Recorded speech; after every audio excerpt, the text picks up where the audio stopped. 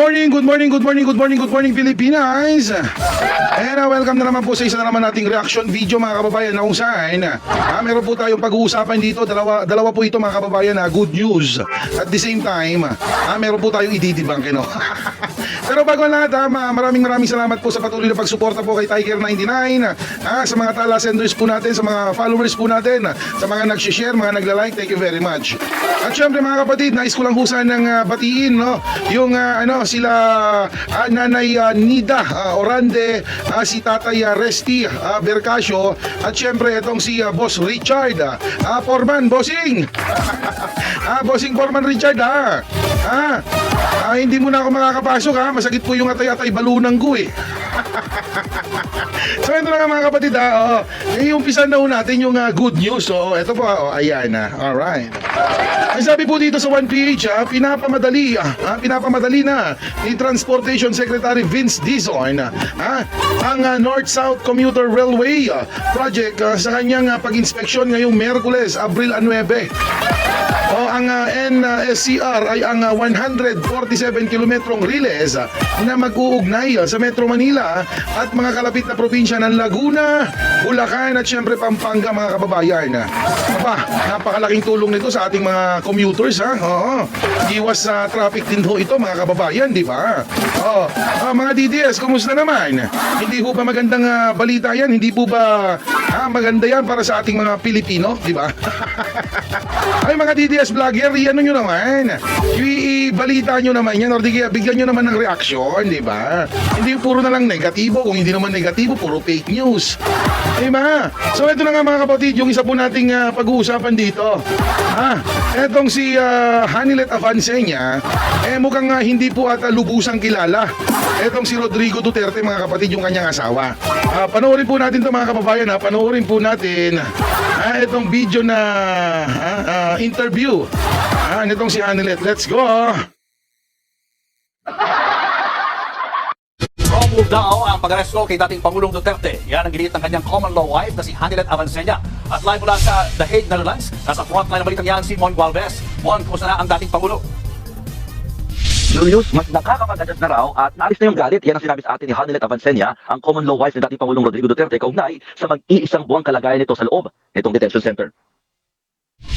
Sa unang pagkakataon, hinarap ni Hanilet Avancenia ang media habang kasama mga taga-suportang nag-aabang sa labas ng ICC Detention Center sa The Hague, Netherlands. Kwento ng common law wife ni dating Pangulong Rodrigo Duterte, mas nakakapag-adjust na raw ito sa mag-iisang buwang pagkakapiit sa Scheveningen Prison. Pero aminadong miss na raw ng dating Pangulo ang kanyang pamilya at ang Pilipinas.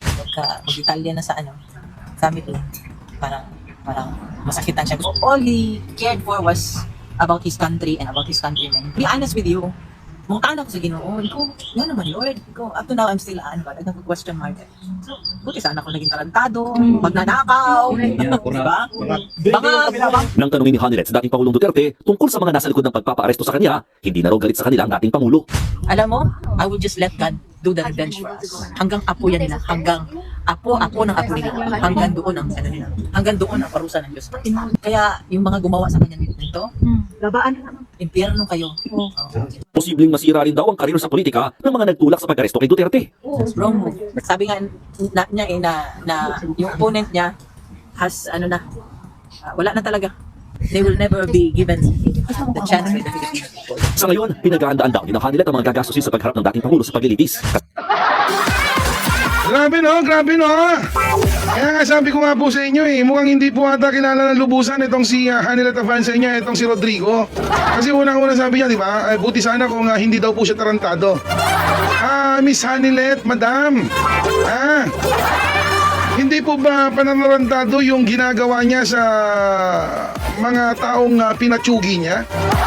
Hindi ho ba pananarantado yung ginawa niya doon sa kanyang katulong noon na inamin niya po na siya pwede ba natin sabing pininggersiya niya, pininggersiya. Pininggersiya. Yung katulong ni Rodrigo, hindi ho ba pananarantado yon? Ito po kaya, hindi po ba pananarantado ito? Asan na ba yung video natin dito? Ito.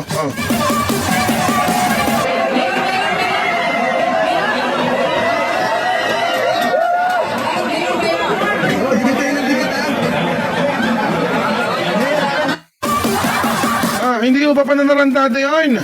Yung mga paghalik niya sa mga kababaihan, hindi ho ba pananarantado yun?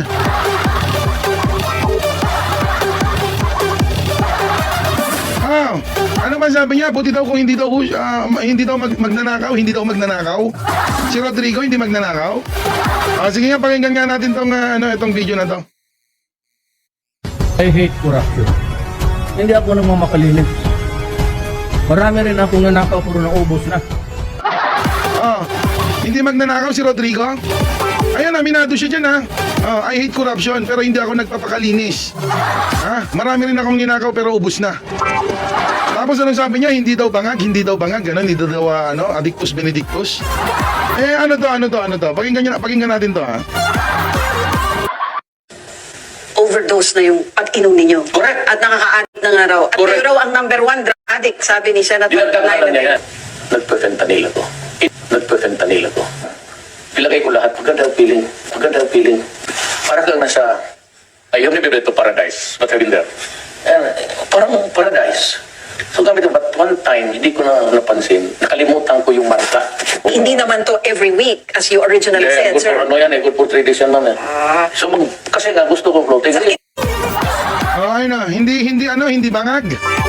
Gusto niya nga daw, floating. Overdose na sa paggamit ng fentanyl. Ito pa. Kasi nagmamariwana ako para magising. Hindi bangag. Ay, teka nga pala Miss Hanilet, madam. Alam mo po ba na yung anak mo na si Kitty Duterte? Hindi siya gumagamit.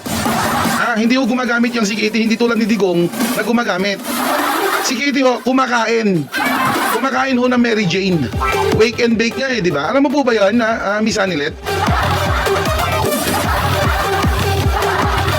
Tapos ngayon, Diyos, may Diyos na kayong kinikilala ngayon? Ito. Paano ka maka-retreat na yung Diyos mo pinako sa krus? Napakawala ng bilib. Ako ang Diyos tapos ipako mo ako? Putal yun na. Sabihin ko, lighting, ubusin mo ito, sunugin mo lahat ng mga irehis. Who is this stupid guy? Stupido talaga itong putang kung ganun. Ano. Wala ho kasing Diyos yan, si Rodrigo. Kaya kinakarma na ngayon. Ano sabi niya? Mahal niya? Namimiss niya ng bansang Pilipinas? Sigurado ho kayo? Ito. How sincere is this China policy? Maybe because I'm Chinese and I believe in sincerity. Okay na. Walang ganun. Okay. Ano ba to? Ngayon, piliin mo ako. Saan gusto kong pumunta? Impyerno. Bakit? Tignan mo kung sino yan nasa langit.